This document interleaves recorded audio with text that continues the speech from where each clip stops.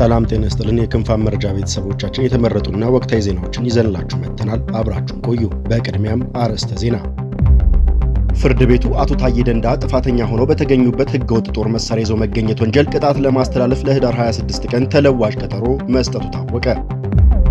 በአማራ ክልል ምስራቅ ጎጃም ዞን ሉማሜ ከተማ የሰላም ኮንፈረንስ ተካሄደ። ይሁን እንጂ ኮንፈረንሱ ሂደትና ውጤቱ ላይ ከመንግስትና ከፋኖ ደጋፊዎች ምንጮች ሙሉ በሙሉ ተቃራኒ መረጃዎች ወጥተዋል። ወልዲያ ከተማ ውስጥ የሚገኙ በርካታ የአብነት ተማሪዎች ከቤተክርስቲያን ቅጥር ግቢ ውስጥ ታፍሰው መወሰዳቸው ታወቀ። የትግራይ ጊዜያዊ አስተዳደር የበጀት መዘግየት በህዝብ አገልግሎት ላይ እክል በመፍጠሩ ምክንያት ሰላም እየተዳከመ መምጣቱ አሳሳቢ ነው ሲል ተናገረ። ተመድ በሱዳን ውስጥ የሚደረግ የሰብአዊ እርዳታ ተደራሽነት ያለ ገደብ እንዲፈቀድ ጠየቀ። እነዚህንና ሌሎች አዳዲስ ዜናዎችን ይዘንላችሁ መጥተናል። አብራችሁን ቆዩ። መረጃዎቻችን ሁልጊዜም በፍጥነት እንዲደርሳችሁ ቻናላችንን ላይክ፣ ሼር፣ ሰብስክራይብ በማድረግ የደውል ምልክቱን በመጫን ይጀምሩ።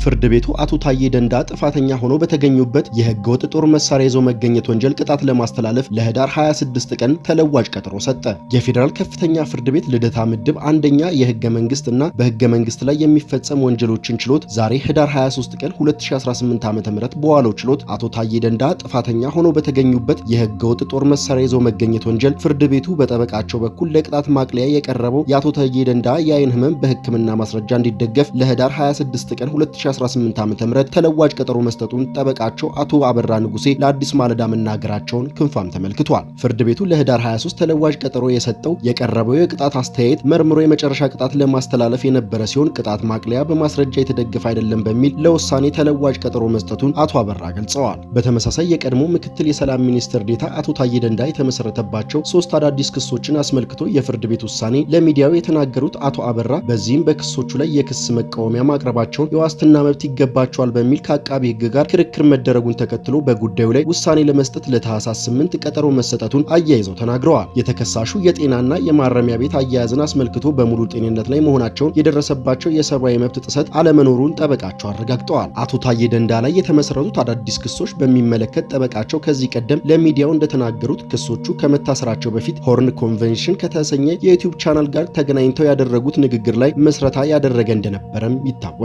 ክሶቹ መንግስትን በኃይል የመናድ ስለ መከላከያ ሰራዊት የሰሜን እዝ ጥቃትና የተያያዙ ጉዳዮች ላይ ጠቅላይ ሚኒስቴሩ አሉኝ ብለው የሰጡት ማስረጃ መከላከያ ላይ የተደረገ አደናጋሪ ወይም ሐሰተኛ መረጃ መንዛት፣ ብልጽግና የአንድ ሰው ስልጣን ለማቆየት የተደራጀ ፓርቲ ነው፣ ፓርቲው በአመዛኙ የማፊያ ባህሪ ያለው መንግስት እንዲመሰረት አስተዋጽኦ ያደረገ እንጂ የህዝብን ፍላጎት ለማስፈጸም የተደራጀ ፓርቲ አይደለም በማለት በሀገሪቱና ህገ መንግስቱ መሰረት የተመሰረተ መንግስትን ስም በማጉደፍ የሚል መሆናቸው ተናግረው ነበር።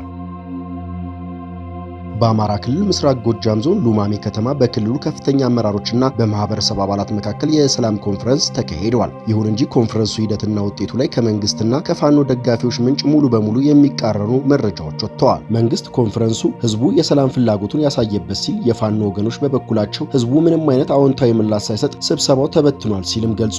ለሰላም የተከፈተ ልብ ብቸኛ አሳማኝ ምልክት ለሰላም የተከፈተ ጆሮ ነው የሚል መሪ ቃል የተካሄደው በዚህ ኮንፈረንስ ላይ የአማራ ክልል ርዕሰ መስተዳደር አቶ አረጋ ከበደና የስድስተኛ እዝ ዋና አዛዥ ሜጀር ጀነራል ብርሃኑ ጥላሁን ተገኝተዋል። ርዕሰ መስተዳድሩ አቶ አረጋ ከበደ የሉማሜ ህዝብ ለሰላም ላሳየው ቁርጠኝነት አመስግነዋል። የፋኖ ቡድን የባዕዳንን ተልዕኮ ተቀብሎ ትውልድን የማምከን ተግባር ሲፈጽም ቆይቷል ያሉት አቶ አረጋ ይህ ጥረት በመከላከያ ሰራዊትና በሰላም ወዳዱ ህዝብ ጥረት መቀልበሱንም ተናግረዋል። መንግስትም አሁንም ለሰላም አማራጭ በሩ ክፍት መሆኑን አረጋግጠው የሃይማኖት አባቶችና ህብረተሰቡ ለሰላም ዘብ እንዲቆም ጥሪ አቅርበዋል። ሜጀር ጀነራል ብርሃኑ በበኩላቸው ፋኖ ከታሪክ ጠላቶች ጋር በመተባበር ክልሉን የጦርነት ቀጠና ለማድረግ ሞክሯል ብለዋል። ሰራዊቱ ጽንፈኛ ቡድኖች የማጽዳት ዘመቻን አጠናክሮ መቀጠሉንም አስታውቀዋል። በመንግስት በኩል በቀረበው ዘገባ ነዋሪዎቹ ባለፉት 2 ዓመታት በጽንፈኛው ቡድን ወይም ፋኖ ግፍ እንደተፈጸመባቸው ገልጸዋል። በመከላከያ ሰራዊት ጥረት ሰላምን እንደተመለሰ እንዲሁም በፋኖ ካምፕ ተይዘው የነበሩ ትምህርት ቤቶችና ተቋማት አሁን አገልግሎት መስጠት መጀመራቸው መናገራቸውም ተገልጿል። በሌላ በኩል የ14ኛ ክፍለ ጦር ህዝብ ግንኙነት ኃላፊ የተባሉት የፋኖ ወገን ምንጭ ይህንን የመንግስት ዘገባ ሙሉ በሙሉ አስተባብለዋል። ህዝቡ ምላሽ አልሰጠም። አልሰጠም። ይህ ኃይል ባወጣው መግለጫ ስብሰባው ከማህበረሰቡ ምንም አይነት አዎንታዊ ምላሽ ሳያገኝ ተበትኗል ብለዋል። የመንግስት አመራሮች ቅቡልነት አጥተዋል ያለው ይህ ዘገባ መንግስት የራሱ ደጋፊ ጋቢ አልብሶ በህዝቡ መካከል በመቀላቀል አስቀድሞ የተዘጋጀ የውይይት ሐሳብ እንዲናገሩ በማድረግ ህዝቡን እንዲህ አለ የሚል አስተሳሰብ ትርክት ለመፍጠር ሞክረዋል ሲልም ከሷል። የፋኖ ምንጮች የሃይማኖት አባቶች ላይ ዛቻ ደርሶባቸዋል ሲልም አክለዋል። የመንግስት አመራሮች በስብሰባው ላይ የፋኖን እንቅስቃሴና አንድ ገዳም ወይም የህብረ ብፁዓን አጼ መልክዓ ስላሴ አንድነት ገዳም በተመለከተ አሉታዊ ሐሳብ እንዲነሳ ለማድረግ ሞክረዋል ሲልም ከሷል። እውነታውን ለመናገር የሞከሩ የሃይማኖት አባቶችና ሌሎች የማህበረሰብ ክፍሎች በአመራሮች እንዲዋከቡና ዝም እንዲሉ ተደርገዋል ሲል የገለጸው ዘገባው አመራሮቹ በገዳሙ ላይ ሐሰተኛ ወንጀላ እንዲቀርብ ካደረጉ በኋላ ገዳሙን ዳግመኛ መምታት እንዳለበት ዛቻ መሰንዘራቸውንም ከሷል። የ14ኛው ክፍለ ጦር ኃላፊ የኮንፈረንሱ ዋና ዓላማ መንግስት በገዳሙ ላይ ለሚያደርሰው ጥፋት ህዝባዊ ሽፋን ለማግኘት የታለመ ነበር ሲልም መግለጫውን አጠናቋል። የትግራይ ጊዜያዊ አስተዳደር የበጀት መዘግየት በህዝብ አገልግሎቶች ላይ እክል በመፍጠሩ ምክንያት ሰላም እየተዳከመ መምጣቱን አሳሰበ። የትግራይ ጊዜያዊ አስተዳደር ፕሬዝዳንት ሌተናል ጀነራል ታደሰ ወረደ የፌዴራል በጀት መዘግየት አስተዳደሩ ለመንግስት ሰራተኞች ክፍያ መክፈልና መሰረታዊ አገልግሎቶችን ማስቀጠል እንዳይችል እክል መፍጠሩን ገለጹ። ይህም ከፕሪቶሪያው ስምምነት በኋላ ያለው የክልሉ ሰላም እንዲዳከም እያደረገ መሆኑንም ገለጹ።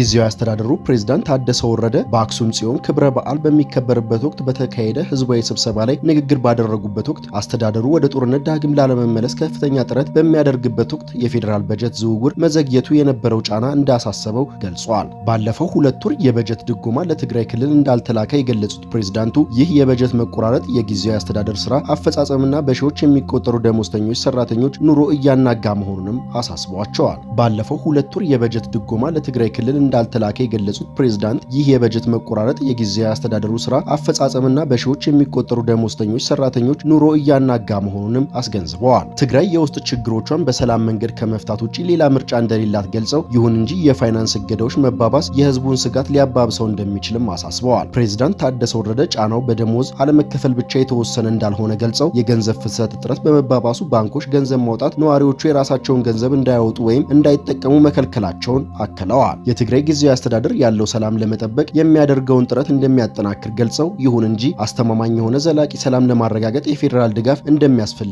አስምረውበታል። ባለፈው ሳምንት የትግራይ ጊዜያዊ አስተዳደር አዲሱን የፌዴራል መንግስት ሰራተኛ ደሞዝ በማስተካከል ሙሉ ለሙሉ ለመተግበር እንደማይችል ማስታወቁም ይታወሳል። ለዚህም ምክንያት የደሞዝ ክፍያ ለመሸፈን የሚያስችል በጀት የሌለው መሆኑን በመጥቀስ ከፍተኛ የሆነ የበጀት እጥረት እንዳጋጠመው ገልጿል። የትግራይ ክልል ፕላን ኮሚሽን ኮሚሽነር ሐሰን ተክላይ በበኩላቸው ከጦርነት በኋላ ባለው የክልሉ ሁኔታ ምክንያት ከፌዴራል መንግስት ተጨማሪ የፋይናንስ ድጋፍ እንዲደረግ ጥሪ አቅርበዋል። በተመሳሳይም ዘላቂ መረጋጋት የሚያረጋግጠውን የትግራይ የውስጥ ገቢ ምንጭ በማጠናከር ላይ እንደሆነ አጽንኦት ሰጥተዋል። የትግራይ ጊዜያዊ አስተዳደር ከበጀት መቋረጥ ባሻገር በተለያዩ ዘርፎች የቆየና ከፍተኛ የሆነ ያልተከፈለ የደሞዝ ዕዳ ችግር ገጥሞታል። ለአብነትም በተያዘው ዓመት መስከረም ወር መጀመሪያ ላይ የጊዜያዊ አስተዳደሩ ምክትል ኃላፊ የሆኑት አቶ አማኑኤል አሰፋ ለመንግስት ሰራተኞች፣ ለመምህራን፣ ለጤና ባለሙያዎችና ለክልሉ የጸጥታ ኃይሎች ውዝፍ ዕዳ ለመክፈል ከ20 ቢሊዮን ብር በላይ እንደሚያስፈልግ ገልጸው ነበር። ይህም ክልሉ ካለው በጀት አንጻር እጅግ የላቀ ነው። እንደ እርሳቸው ገለጻ የዚህ የቆየ ዕዳ ክምችት መንስኤው በጦርነት ወቅት የተደረሰ የፋይናንስ ውድቀትና ከጦርነቱ በኋላ አዝጋሚ የሆነው የኢኮኖሚ ማገገም ናቸው። ከዚሁ ጋር በተያያዘ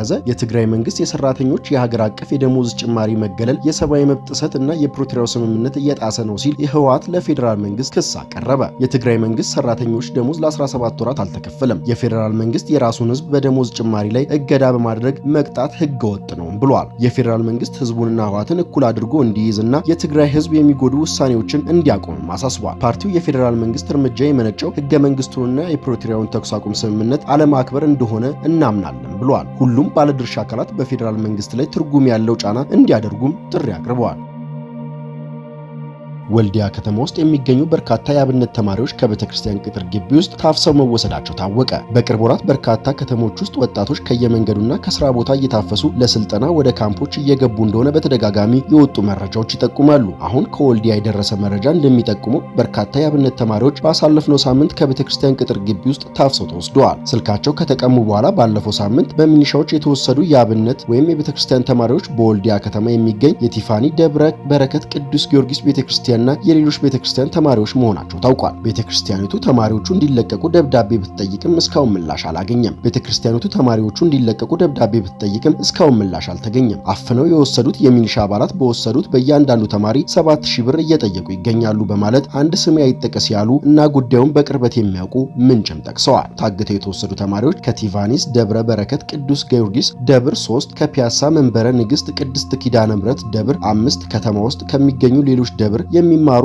15 ናቸው። በአጠቃላይ ከ23 በላይ ተማሪዎች ተወስደዋል። አሁን ላይ በከተማ ውስጥ የሚገኙ አንድ ቀበሌ ውስጥ ታስረው እንደሚገኙ ከቤተክርስቲያን አካባቢ ሰምተናል በማለት ሌላኛው የከተማው ነዋሪ ተናግረዋል። ባሳለፍነው ሐሙስ ከተያዙ ተማሪዎች መካከል አንደኛው አርብ ለማምለጥ ሲሞክር ከሚሊሻ በተተኮሰ ጥይት ተመቶ ከፒያሳ ወደ ስቲፋኒስ በሚወስድ መንገድ ላይ ሕይወቱ ማለፉም ታውቋል። ተማሪዎቹ ወዴት ይሄዱ? ገጠር ቤተሰብ ጋር ሲሄዱ ፋኖ ይወስዳቸዋል፣ ከተማ ሲሆኑ ሚኒሻ ይወስዳቸዋል። ፖሊሶች ሲጠየቁ እኛ የለንበትም የምናውቀው ነገር የለም ይላሉ በማለት ምንጮቹ ተናግረዋል። በሌላ በኩል አዲስ አበባ ከተማ ውስጥ የሚኖሩ ኤርትራውያን ስደተኞች ታፍሰው ከተወሰዱ በኋላ ነፃ ለመሆን እስከ $1000 እየተጠየቁ መሆኑን መሰረት ሚዲያ ከተያያዥ ቤተሰቦች ሰምቷል። ካሁን ቀደም ወጣቶቹ የደህንነት ስጋት ነው አጣርተን እንለቃለን ብለው ይለቋቸው ነበር። አሁን ግን እስከ $1000 እየተጠየቅን ነው ብለዋል። ገቢው ለማን ነው? ምክንያቱስ ምንድን ነው? ፖሊስ ጣቢያ በገንዘብ ሊቀጡ ይችላሉ ወይ? የሚቀጡትስ በዜግነት ነው ወይ? በማለት ጥያቄ ያቀርባሉ። በተመሳሳይ በአዲስ አበባ አዲስ ሸገር ሲቲ፣ ፉሪና ኬንቴሪ አካባቢ ወጣቶች እየተያዙ የቀድሞ ፍጹም በላይ ሆቴልና በወጣቶች ማዕከል ውስጥ እየታሰሩ መሆኑንም ታውቋል። ብዙዎቹ ከክፍለ ሀገር ስራ ፍለጋ የመጡ መሆናቸው የታወቀ ሲሆን ቤተሰብ ለማስለቀቅ ከ30,000 እስከ 50,000 ብር እየተጠየቁ መሆኑንም ተዘግቧል።